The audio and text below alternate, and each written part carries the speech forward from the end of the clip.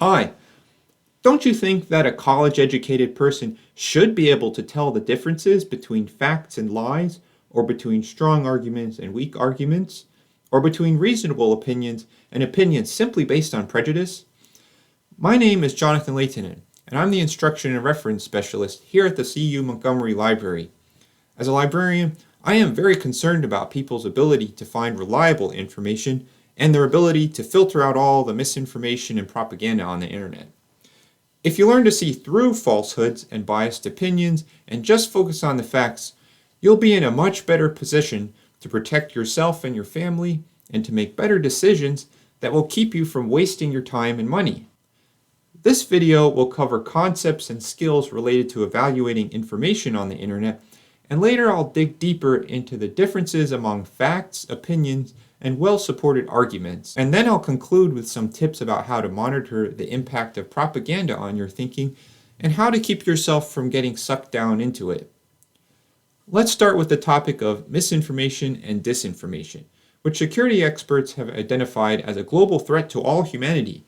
Because if we can't even distinguish facts from lies, how are we ever going to tackle the complex problems all around us? Okay, so in early 2024, the World Economic Forum put out their Global Risk Report for 2024 to 2025.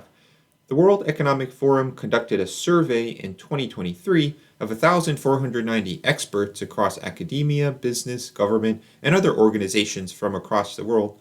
And as this Forbes article explains, the survey results show that misinformation and disinformation were ranked as the most severe threat anticipated over the next 2 years.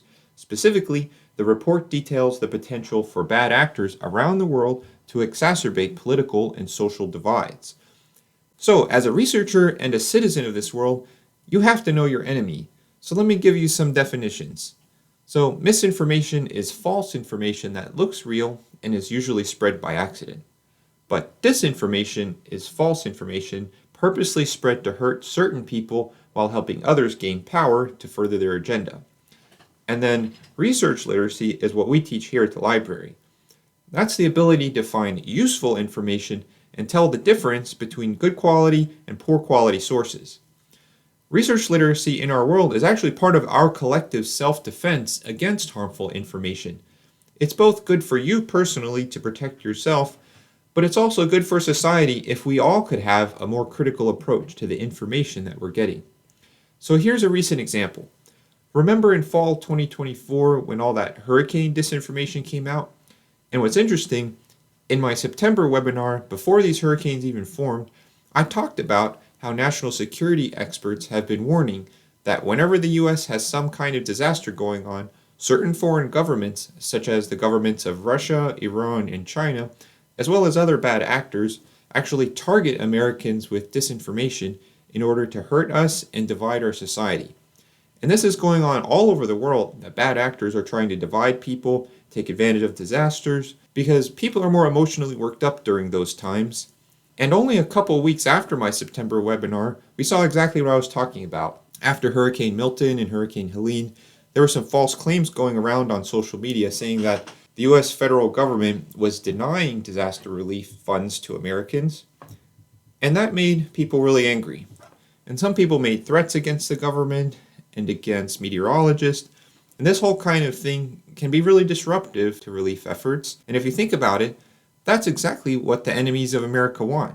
They want Americans to make fools of themselves and cause even more damage to the situation and promote distrust among various groups of people. It's a classic tactic of divide and conquer. So, how does this disinformation spread in the first place? Well, a huge proportion of people worldwide get their news mostly on social media, but that's not the best source of information. So there have been thousands and perhaps millions of fake social media accounts posting false rumors and fake images in order to manipulate people and make them feel angry and distrustful.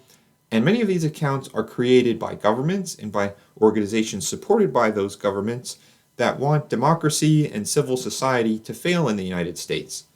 Sometimes the person behind the account is pretending to be a regular citizen, but they are actually paid by someone to be a troll on social media. And if the fake account is controlled by some kind of AI program, then it is known as a bot.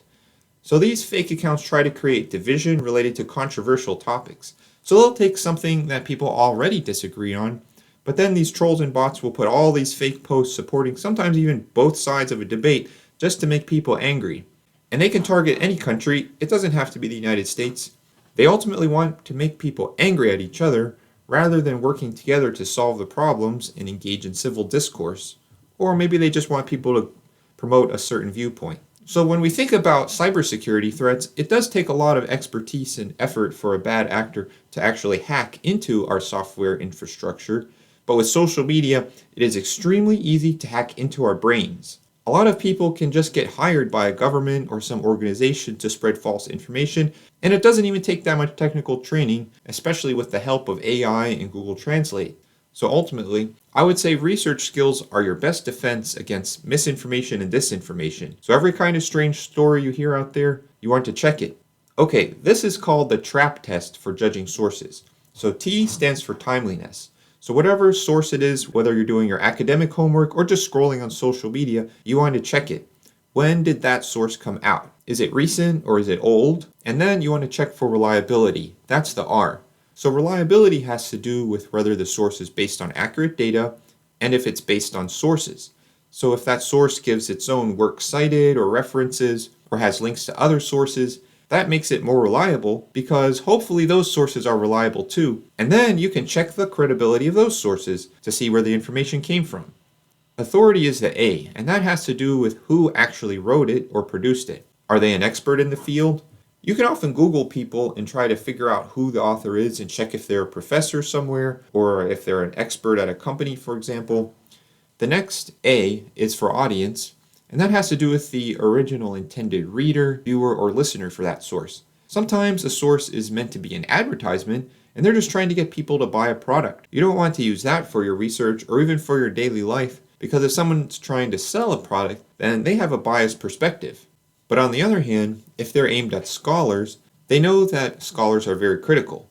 So if it's a scholar writing to inform or convince other scholars, they're going to be very careful about what they say to make sure it's accurate and factual, because otherwise, they'll know that people will disagree with them and criticize them personally. If it's intended for a scholarly audience, that's a good sign. And then P is for perspective.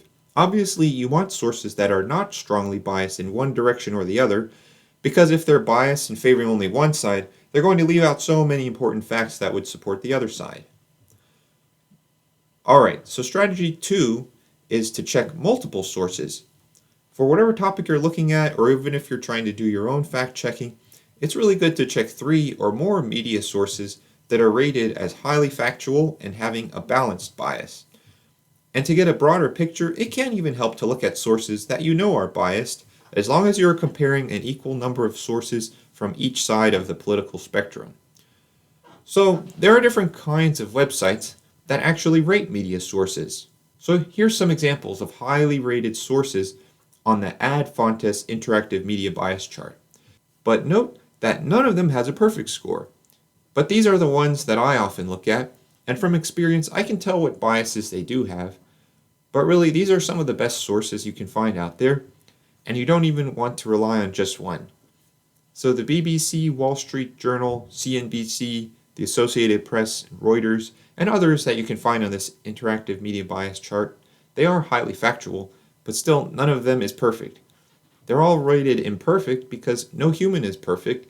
People make mistakes, or the journalist might not necessarily be an expert on the topic they're reporting on, but still these are going to be more reliable than others. Even fact checkers themselves can be biased, so I've provided a link here called a fact check bias chart. So even these days you can't just look at one fact checker. You might want to look at one fact checker from one side of the aisle and then a fact checker from the other side of the aisle. But the idea of a fact checker is to criticize the propaganda and the emotional appeals that are out there and just get to the facts and dig into the details about what actually happened. Okay, strategy 3. So lastly, that brings us to the library. So using peer-reviewed articles and books at the library is an even more beneficial way to check information. Because when you use a peer-reviewed source, that means that an expert wrote it and that other experts checked it.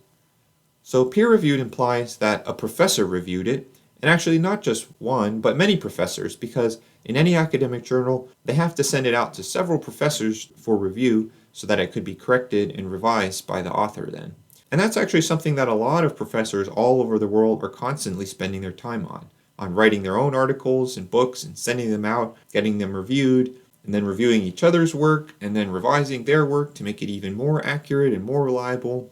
And that's how college professors get new ideas about what to teach, because they're always seeing what other professors around the world are saying about these topics. The most typical way to find these peer-reviewed resources is through searching a library database. But let's move on to the next topic.